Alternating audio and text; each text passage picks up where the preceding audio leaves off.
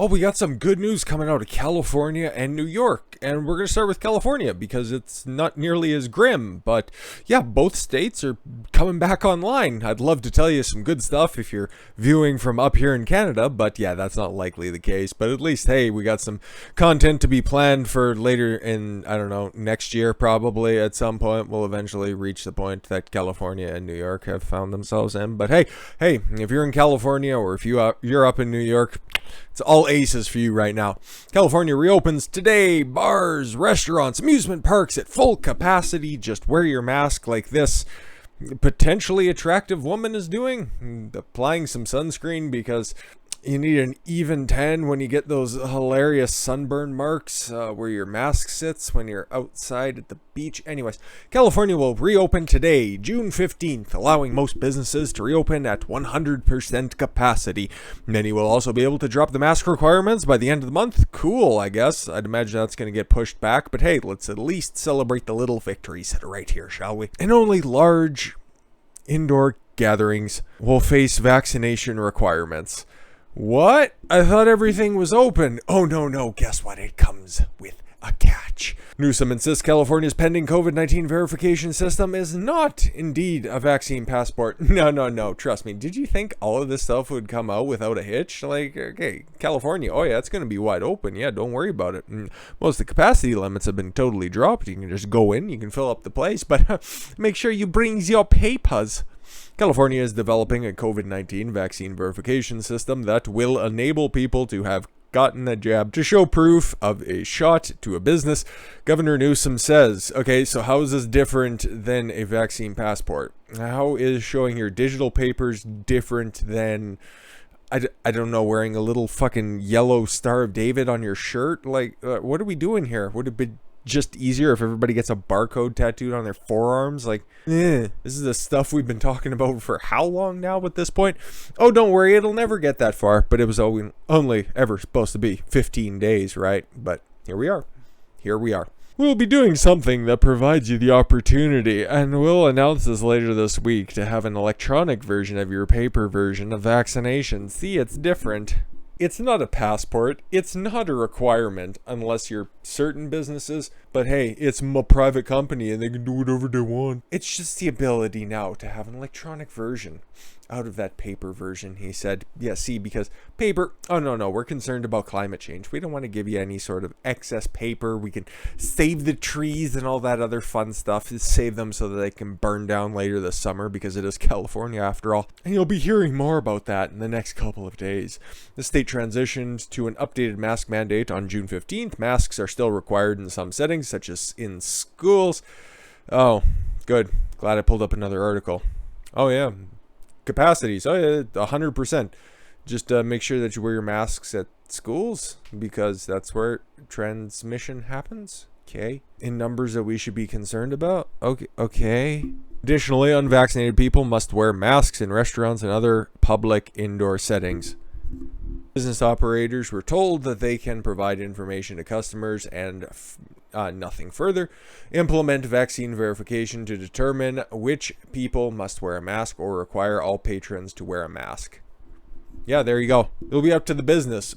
So if you're in California and you're living your best life, leave it at that. Be cognizant. Look around for any signage that's out there. If they're being, I don't know, courteous and intelligent by saying things like, hey, if you've gotten the jab, that's terrific. You don't have to wear a mask. And we aren't going to be asking for verification. So if you're at a restaurant and you want to have one of those, I don't know, normal gatherings that people used to have all of those decades ago, it feels like at this point, make sure you got that little piece of paper on you. Or just tell a little white lie.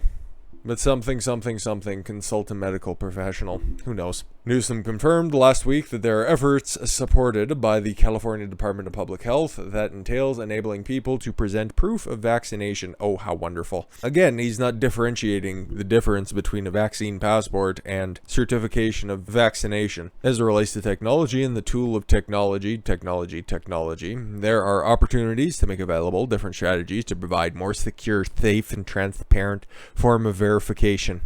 Of course, it's always secure and safe whenever it's a Democrat putting it forward. Some of their favorite words. But transparent, that one throws you off a little bit, because what they mean by transparent is opaque as fuck. But again, this is voluntary, so I want to make crystal clear before folks run with it. It's become so politicized, almost everything in the state that is controlled basically entirely by Democrats through redistricting and gerrymandering, to the point where it's nearly impossible to get elected as anything other than the deepest blue Democrat. Okay, and Newsom still, right now, for whatever reason, still has jurisdiction over that entire state. But yeah, no, it's totally politicized within a state, okay? It's almost like he's just dipping his hand in an entire hat full of buzzwords and just pulling them out. Safe and secure. Certification of vaccination. Highly politicized. At least I'm not grabbing interns' asses like Cuomo. We'll get to him shortly. But at businesses, a private enterprise with the freedom of choice and decision that's what free enterprise is about, makes a decision as it relates to a choice. Just get to the fucking heart of it. If a business wants to fucking ask and make sure that you've been poked, they can do that. And then you also have every right, speaking to the individual here, to turn right back around and not support that business, and then walk past it in another month or so and realize that, hey, wasn't there a restaurant or wasn't there a cafe that was there like not that long ago? Oh well, sucks to suck. So yeah, that's the sort of good news in California. And like I said, we also have sort of good news in New York. New York governor lifts remaining COVID-19 restrictions, calls it a momentous day. What, the fresh crop of staffers came in? New York is lifting all state-mandated coronavirus restrictions after reporting that 70% of the state's adults had received at least one dose of the COOF vaccine, Andrew Cuomo announced on Tuesday. Hey, that's an important milestone, and we're gonna keep on pushing to do more, Forget about it. Restrictions across commercial and social settings will be lifted immediately, Cuomo said. Some limitations based on guidelines from the U.S. Center for Disease Control and Prevention, but not Fauci's outlet. That's weird to leave off. Industry-specific restrictions, which had been in effect before Tuesday, included capacity limits of 50% for retailers, 33% for gyms, and lesser of 33% or 100 people for movie theaters, which I don't think people are flocking to based on the current crop of shit that's been piling out of Hollywood's prolapsed ass at this point. Who's standing in line to go watch Cruella? Ugh. Oh, it's like the female Joker.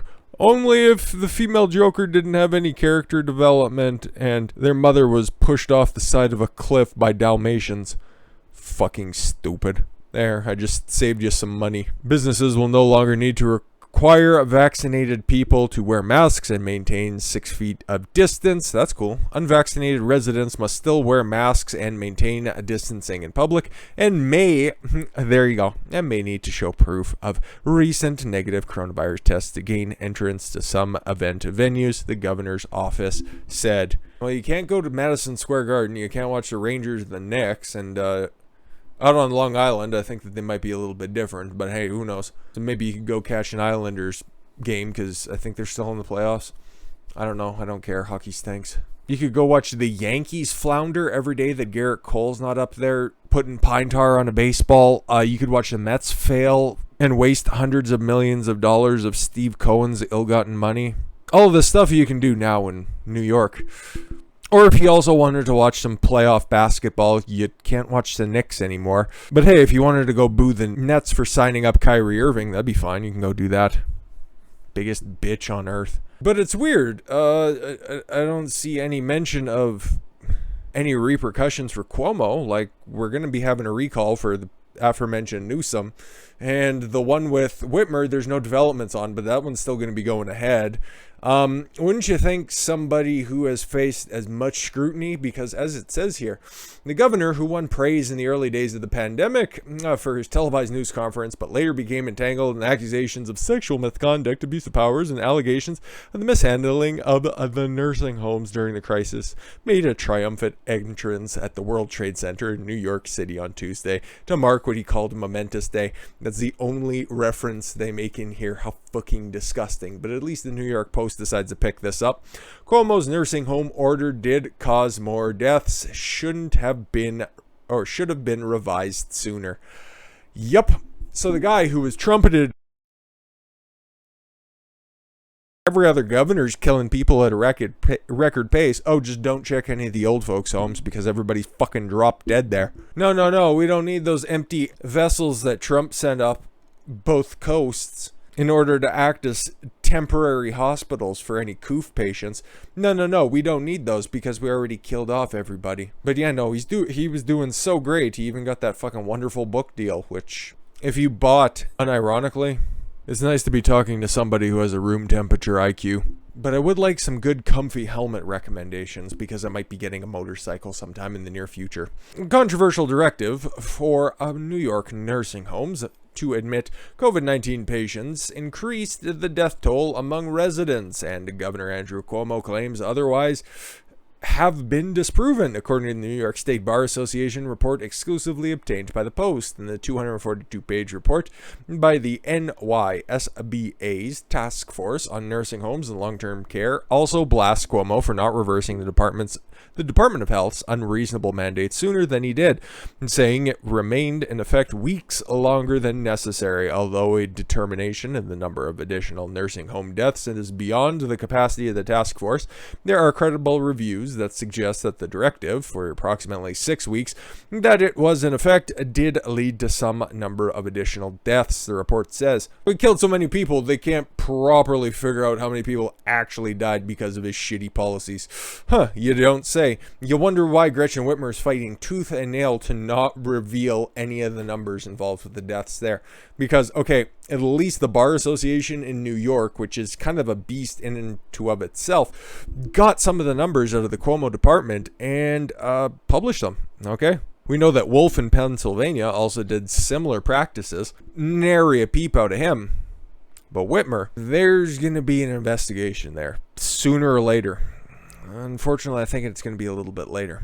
The Department of Health issued a report in 2020 in which it argued unconvincingly that the admission of 6,326 COVID-positive residents during the period the health directive was in effect had no impact. That cannot be the case, and has now been shown not to be the case. Oh, there you go. Just must have had to meet a word quota. Jesus. Redundant statement. The report says it's based on available information from the onset of the pandemic through the end of April 2021. Oh, was that when it was over? Oh, good. Oh, no, everything's still locked down outside. Be afraid. Its findings rely in part by the study of the Empire Center for Public Policy, first reported by the Post, that tied several hundred and possibly more than 1,000 deaths of nursing home residents in the DOH's March 25th, 2020 order. The NYSBA report calls the now infamous directive, central to the public narrative of New York's first surge experience, noting that it drew almost immediate criticism, caused the governor to lash out at nursing homes, spurred a congressional inquiry, and ultimately an investigation of the governor himself. But unfortunately, he wasn't asked for any questions because he was too busy interviewing college students for summer work programs. The last point appears to refer to an ongoing probe by the FBI and the Brooklyn U.S. Attorney's Office, but Cuomo's handling of the nursing homes is also part of an impeachment investigation by Assembly Judiciary Committee, which is also focusing on sexual harassment allegations and other matters involving the three-term Democrat governor. Yeah. I remember covering that impeachment inquiry. It was brought up by one of those toothless New York State Democrats, and it was supported by some Democrats in the House too, but all the fervor surrounding Cuomo at this point has pretty much died down. Listen, we haven't heard anything else come out about his sexual allegations, which I've always thought is just way too much of a cover, and that this right here should be what you nail this motherfucker on. This is here. This is tangible. This is provable. He killed a lot of people with his policies. Not only should he be recalled, not only should he be impeached. One of those two, I don't care. Mostly because Me Too allegations, all of that shit that he was facing just a couple of months ago at this point, That doesn't hold any water to me. Okay, those are just people piling on. Those are just people trying to get their 15 minutes of fame. Okay, cool. He made an off-color joke. Oh, okay. He said something about sausage and the meatballs on the plate. I don't care. I have a sense of humor. Apparently you don't, bitch. But to take him down on that, that doesn't hold any water. And that once again sets a dangerous precedent that can be used against you. So don't give your opposition a weapon that you don't want turned against you. But this right here, nursing home scandal, yeah, and the fact that the New York Post has actually got a lead on this, I would definitely be willing to use this weapon against you if anybody would be depraved enough to do this again in the future. I hope this gets picked up. Hopefully this gets run with. Hopefully there's a third recall special election this year. I don't know though. I don't know. I think he still skates on this. Not just because he's greasy and slimy, but because Democrats are so entrenched in New York, just like they are in California. Recall these people all you want. You're still going to get that Democrat governor at the end of the day because they're fucking nuts. There's way too many low information voters in New York City, and then especially in Los Angeles and San Francisco. It's almost impossible to overcome. Gonna have to look at some sort of a state electoral college, or just if you're a Republican or if you even think right of center, get the fuck out of these places. Plus, the taxes will probably squeeze you out before long anyway, so might as well get ahead of the curve. But with that said, guys, I thank you all very much for the gift of your time. I've been Don Consuelo. I want you to follow your gut and get after it. We'll catch you all later.